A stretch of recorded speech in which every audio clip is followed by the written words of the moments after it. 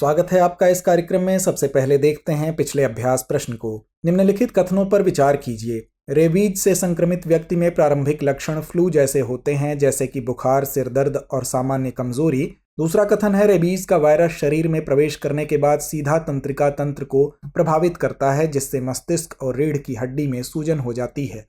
उपरोक्त कथनों में से कौन सा या कौन से सही है या हैं? विकल्प ए केवल एक, विकल्प बी केवल दो, विकल्प सी एक और दो दोनों, या विकल्प डी ना तो एक ना ही दो। तो इस प्रश्न का सही जवाब है विकल्प सी। रेबीज एक घातक जूनोटिक वायरल बीमारी है जो मुख्य रूप से संक्रमित जानवर के काटने से फैलती है। यह राइबोन्यूक्लिक एसिड यानी आरएनए वायरस के कारण होता है, जो पागल जानवर कुत्ता, बिल्ली, बंदर आदि की लार में मौजूद होता है। बता दें कि लगभग 99% मामलों में घरेलू कुत्ते मनुष्यों में रेबीज वायरस के संचरण के लिए जिम्मेदार होते हैं। रेबीज के प्रारंभिक लक्षण फ्लू जैसे होते हैं, जिसमें बुखार, सिर दर्द और सामान्य कमजोरी शामिल है। अतः कथन एक सही है। रेबीज का वायरस तंत्रिका तंत्र को प्रभावित करता है, जिससे मस्तिष्क और रीढ़ की हड्डी में सूजन होती है। अतः कथन दो सही है। अतः विकल्प सी सही उत्तर है। बता दें कि यह संक्रमण धीरे धीरे गंभीर हो जाता है, जिससे व्यक्ति में न्यूरोलॉजिकल लक्षण दिखाई देने लगते हैं, जैसे भ्रम, बेचैनी और ऐंठन। रेबीज का सही समय पर उपचार न करने पर यह जानलेवा हो सकता है, इसलिए इसका जल्द निदान और रोकथाम आवश्यक है। तो चलिए शुरुआत करते हैं पहले प्रश्न के साथ। पहला प्रश्न है, निम्नलिखित कथनों पर विचार कीजिए। पहला कथन है, गन्ना नियंत्रण आदेश 1966 अधिकारियों को उचित एवं लाभकारी मूल्य यानी एफआरपी निर्धारित करने का अधिकार देता है। दूसरा कथन है, कृषि एवं किसान कल्याण मंत्रालय के अंतर्गत कृषि लागत एवं मूल्य आयोग यानी सीएसीपी 23 वस्तुओं के एमएसपी पर अंतिम निर्णय लेता है। उपर्युक्त कथनों में से कौन सा या कौन से सही है या हैं? विकल्प ए केवल एक, विकल्प बी केवल दो, विकल्प सी एक और दो दोनों, या विकल्प डी ना तो एक ना ही दो। इसका सही उत्तर है विकल्प ए। गन्ना नियंत्रण आदेश 1966 अधिकारियों को गन्ने के लिए उचित एवं लाभकारी मूल्य निर्धारित करने का अधिकार देता है और किसानों को समय पर भुगतान सुनिश्चित होता है। अतः कथन एक सही है। एफआरपी सरकार द्वारा घोषित मूल्य है, जिसे चीनी मिलें किसानों को उनसे खरीदे गए गन्ने के बदले देने के लिए कानूनी रूप से बाध्य हैं। कृषि एवं किसान कल्याण मंत्रालय के अंतर्गत कृषि लागत एवं मूल्य आयोग 23 वस्तुओं के लिए एमएसपी की सिफारिश करता है। केंद्र सरकार की आर्थिक मामलों की कैबिनेट समिति एमएसपी के स्तर और सीएसीपी द्वारा की गई अन्य सिफारिशों पर अंतिम निर्णय लेती है। अतः कथन दो सही नहीं है। अगला प्रश्न है, बौद्धिक संपदा अधिकार यानी आईपीआर सम्मेलनों संधि से संबंधित निम्नलिखित युग्मों पर विचार करें। पहला कथन है, पेरिस कन्वेंशन औद्योगिक संपत्ति का संरक्षण। दूसरा है, बर्न कन्वेंशन दृष्टिहीन यानी दृष्टिबाधित लोगों के लिए पुस्तकें। तीसरा है, मार्केश संधि साहित्यिक और कलात्मक कार्यों का संरक्षण। उपर्युक्त युग्मों में से कितने युग्म सही सुमेलित हैं? विकल्प ए केवल एक, विकल्प बी केवल दो, विकल्प सी सभी तीन, या विकल्प डी इनमें से कोई नहीं। तो इसका सही जवाब है विकल्प ए। औद्योगिक संपत्ति के संरक्षण के लिए वर्ष 1883 में अपनाया गया पेरिस कन्वेंशन पेटेंट, ट्रेडमार्क, औद्योगिक डिजाइन, उपयोगिता मॉडल, सेवा चिन्ह, व्यापार नाम, भौगोलिक संकेत और अनुचित प्रतिस्पर्धा के दमन सहित व्यापक अर्थों में औद्योगिक संपत्ति पर लागू होता है। अतः युग्म एक सुमेलित है। वर्ष 1886 में अपनाए गए साहित्यिक और कलात्मक कार्यों के संरक्षण के लिए बर्न कन्वेंशन कार्यों तथा उनके लेखकों के अधिकारों के संरक्षण से संबंधित है।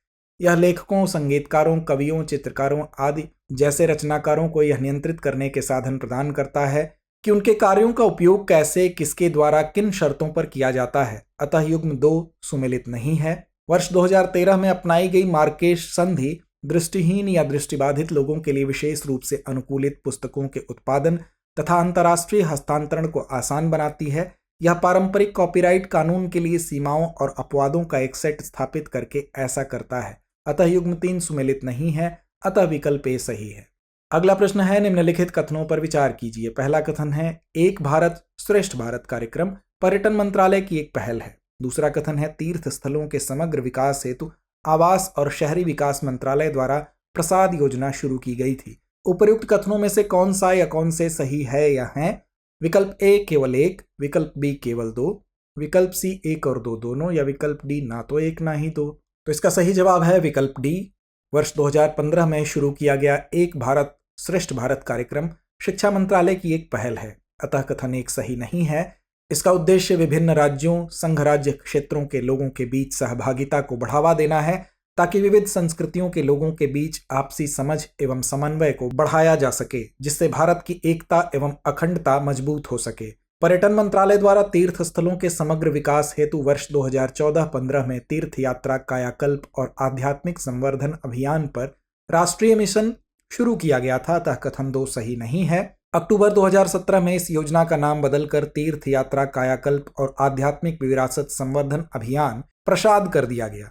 आवास और शहरी विकास मंत्रालय की हृदय योजना को बंद करने के बाद विरासत स्थलों के विकास को प्रसाद में शामिल कर दिया गया, जिसके परिणाम स्वरूप नई प्रसाद पहल शुरू हुई।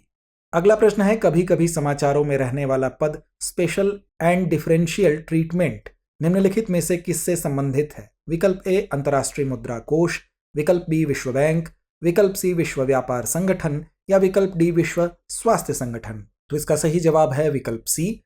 स्पेशल एंड डिफरेंशियल ट्रीटमेंट विश्व व्यापार संगठन समझौतों के प्रावधानों का एक समूह है, जिससे विकासशील देशों को विशेष अधिकार मिलने के साथ अन्य सदस्यों को उनके साथ अधिक अनुकूल व्यवहार करने का निर्देश मिलता है। इन प्रावधानों का उद्देश्य विकासशील देशों की मदद करना है, ताकि यह विकसित देशों के साथ प्रतिस्पर्धा कर सकें, सतत विकास लक्ष्यों को प्राप्त कर सकें, अधिक इनपुट सब्सिडी और न्यूनतम मूल्य समर्थन से लाभ प्राप्त कर सकें, अतः विकल्प सी सही है। अगला प्रश्न है, निम्नलिखित कथनों पर विचार कीजिए। पहला कथन है सूर्य का कोरोना इसका बाह्य परिमंडल है। दूसरा कथन है सौर चक्र सूर्य के चुंबकीय क्षेत्र में परिवर्तन के चक्र को संदर्भित करता है। तीसरा कथन है अरोरा का कारण सूर्य की सतह पर सौर धब्बों में होने वाला परिवर्तन है। उपयुक्त कथनों में से कौन सा या कौन से सही है या हैं? विकल्प ए केवल 1 और 2, विकल्प बी केवल 2, विकल्प सी केवल 1 और 3 या विकल्प डी 1, 2 और 3। तो इसका सही जवाब है विकल्प ए। सूर्य का कोरोना इसका बाह्य परिमंडल है, अतः कथन 1 सही है। सूर्य का वर्णमंडल सूर्य के प्रकाश मंडल के ऊपर उपस्थित परत है। 11 वर्षीय सौर चक्र से सूर्य के चुंबकीय क्षेत्र में विक्षोभ होता है, अतः कथन 2 सही है। सौर चक्र सूर्य की सतह पर होने वाली गतिविधियों को प्रभावित करता है, जैसे कि सौर धब्बे जो सूर्य के चुंबकीय क्षेत्र के कारण उत्पन्न होते हैं। अरोरा सूर्य से आने वाले आवेशित कणों के पृथ्वी के चुंबकीय क्षेत्र और वायुमंडल के साथ संपर्क के कारण होता है, अतः कथन 3 सही नहीं है। अगला प्रश्न है, निम्नलिखित कथनों पर विचार कीजिए। पहला कथन है वर्ष 2026 से यूरोपीय संघ निर्यातक देश में वस्तुओं के उत्पादन के दौरान होने वाले उत्सर्जन के आधार पर आयातित वस्तुओं पर कार्बन कर लगाने को प्रस्तावित करता है। दूसरा कथन है यह शुल्क प्रारंभ में केवल लोहा एवं इस्पात उद्योग पर लागू होगा। उपयुक्त कथनों में से कौन सा या कौन से सही है या हैं? विकल्प ए केवल 1, विकल्प बी केवल 2, विकल्प सी 1 और 2 दोनों या विकल्प डी ना तो 1 ना ही 2। तो इसका सही जवाब है विकल्प ए। वर्ष 2026 से शुरू होकर यूरोपीय संघ निर्यातक देश में वस्तुओं के उत्पादन के दौरान उत्सर्जन के आधार पर आयातित वस्तुओं पर कार्बन कर लगाने को प्रस्तावित करता है, अतः कथन 1 सही है।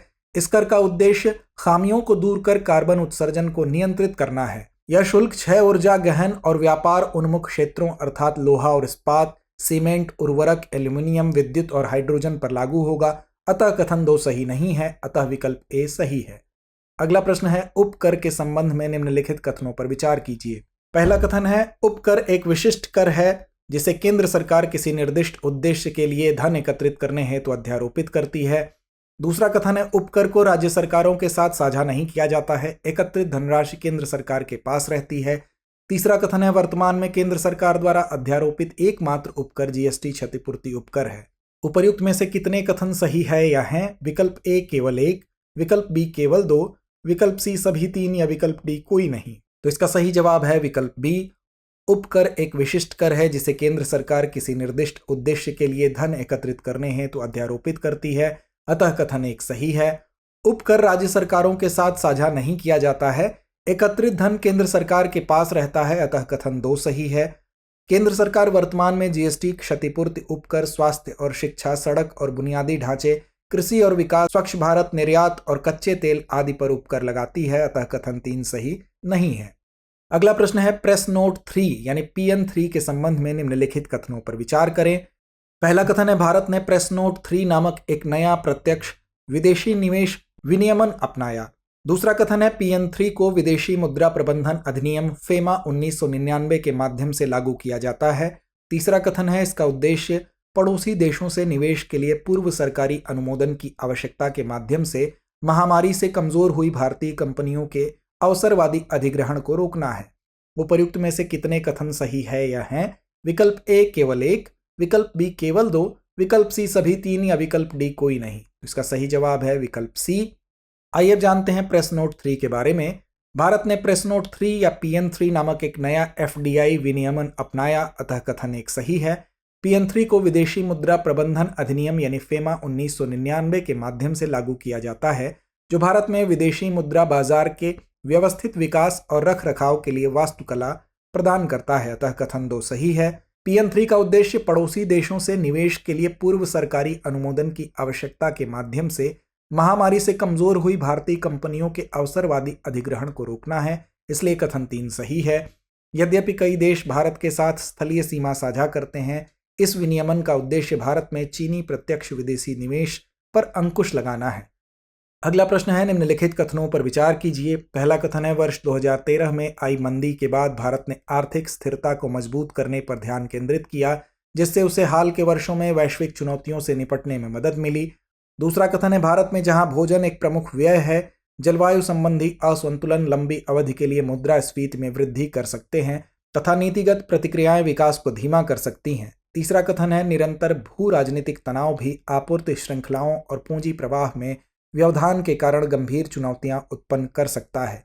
उपर्युक्त में से कितने कथन सही नहीं हैं? विकल्प ए केवल एक, विकल्प बी केवल दो, विकल्प सी सभी तीन या विकल्प डी कोई नहीं। तो इसका सही जवाब है विकल्प डी।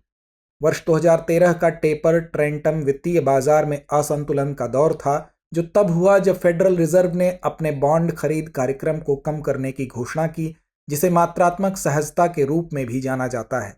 वर्ष 2013 के टेंट्रम प्रकरण के दौरान पीड़ित होने के बाद भारत में नीति निर्माताओं ने व्यापक आर्थिक स्थिरता को मजबूत करने पर ध्यान केंद्रित किया, जिससे भारत को हाल के वर्षों में वैश्विक स्लिप ओवर से निपटने में मदद मिली है, इसलिए कथन एक सही है। भारतीय संदर्भ में जहां खाद्य उपभोग की टोकरी का एक अपेक्षाकृत बड़ा घटक है, जलवायु असंतुलन विस्तारित अवधि के लिए हेडलाइन मुद्रास्फीति दरों को बढ़ा सकते हैं तथा नीति प्रतिक्रिया से विकास में महत्वपूर्ण कमी आ सकती है, अतः कथन 2 सही है। निरंतर भू राजनीतिक तनाव आपूर्ति श्रृंखलाओं और पूंजी प्रवाह में व्यवधान के साथ गंभीर चुनौतियां भी पैदा कर सकता है, अतः कथन 3 सही है, अतः विकल्प डी सही उत्तर है। अगला प्रश्न है, निम्नलिखित कथनों पर विचार कीजिए। पहला कथन है, भारत दक्षिण एशिया में सबसे बड़े ई कचरा उत्पादकों में से एक है, जो इलेक्ट्रॉनिक्स में से 1.6 मिलियन टन ई कचरा उत्पन्न करता है, जिनमें से आधे से अधिक बिना प्रसंस्कृत किए ही रह जाता है। दूसरा कथन है, ई अपशिष्ट प्रबंधन नियम 2016 ने विस्तारित उत्पादक उत्तरदायित्व की अवधारणा की शुरुआत की, जिसके तहत उत्पादकों को EPR के बदले में जीवन काल समाप्त होने वाले उत्पादकों को वापस लेना अनिवार्य किया गया। तीसरा कथन है, ई अपशिष्ट प्रबंधन नियम 2022 ने प्रत्येक निर्माता, नवीनीकरणकर्ता और पुनर्चक्रणकर्ता के लिए केंद्रीय प्रदूषण नियंत्रण बोर्ड द्वारा विकसित ऑनलाइन पोर्टल पर पंजीकरण करना अनिवार्य कर दिया है। उपर्युक्त में से कितने कथन सही है या हैं? विकल्प ए केवल एक, विकल्प बी केवल दो, विकल्प सी सभी तीन या विकल्प डी इनमें से कोई नहीं। तो इसका सही जवाब है विकल्प सी। भारत दक्षिण एशिया में ई कचरा उत्पन्न करने वाला एक प्रमुख देश है, जो 1.6 मिलियन टन बेकार इलेक्ट्रॉनिक सामान पैदा करता है, जिसमें से 67% बिना प्रोसेस किए होते हैं, जिससे जहरीले पदार्थ मिट्टी में मिल जाते हैं और गंभीर स्वास्थ्य और पर्यावरणीय जोखिम पैदा करते हैं, अतः कथन एक सही है। वर्ष 2016 में पर्यावरण, वन और जलवायु परिवर्तन मंत्रालय ने अधिक संरचित ई कचरा प्रबंधन नियम 2016 को पेश करके समस्या का समाधान करने का प्रयास किया, जिसने न केवल उन उत्पादों की श्रेणी को बढ़ाया, बल्कि विघटनकर्ताओं, निर्माताओं और पुनर्चक्रणकर्ताओं की भूमिकाएं और कर्तव्य निर्धारित किए। साथ ही विस्तारित उत्पादक उत्तरदायित्व की अवधारणा को पेश किया, जिसके तहत उत्पादकों को EPR के बदले में जीवन काल समाप्त होने वाले उत्पादों को वापस लेना अनिवार्य किया, अतः कथन 2 सही है। यद्यपि इन नियमों के तहत एकत्रित और संसाधित ई कचरे की मात्रा में लगातार वृद्धि देखी गई, लेकिन उल्लंघन के लिए किसी दंडात्मक प्रावधान के अभाव में यह अनुपात नगण्य ही रहा। ई कचरा प्रबंधन नियम 2022 ने कानून के तहत उत्पादों के दायरे को बढ़ाया और प्रत्येक निर्माता, नवीकरणकर्ता और पुनर्चक्रणकर्ता के लिए केंद्रीय प्रदूषण नियंत्रण बोर्ड द्वारा विकसित ऑनलाइन पोर्टल पर पंजीकरण करना अनिवार्य कर दिया, अतः कथन 3 सही है। तो आइए अंत में नोट करते हैं आज का अभ्यास प्रश्न। वस्तु एवं सेवा कर यानी जीएसटी के संबंध में निम्नलिखित कथनों पर विचार कीजिए। पहला कथन है, मूल्य वर्धित कर यानी वैट से वस्तु एवं सेवा कर जीएसटी में परिवर्तन ने राज्यों के लिए कर प्रणाली को गंतव्य आधारित से स्रोत आधारित परिवर्तन को चिन्हित किया। दूसरा कथन है, पुरानी प्रणाली में निर्यातक राज्य अंतर्राज्यीय लेन देन पर कर लगाता था, लेकिन अब राजस्व गंतव्य राज्य को जाता है। तीसरा कथन है, आईजीएसटी अंतर्राज्यीय लेन देन पर लगाया जाने वाला कर है जिसे केंद्र सरकार द्वारा एकत्र किया जाता है, जबकि निर्यातक राज्य को कोई राजस्व प्राप्त नहीं होता है लेकिन उसे पूर्ण इनपुट टैक्स क्रेडिट मिलता है। उपर्युक्त में से कितने कथन सही है या हैं? विकल्प ए केवल 1, विकल्प बी केवल 2, विकल्प सी सभी 3 और विकल्प डी कोई नहीं। तो इस प्रश्न का जवाब कमेंट बॉक्स में जरूर दें। धन्यवाद।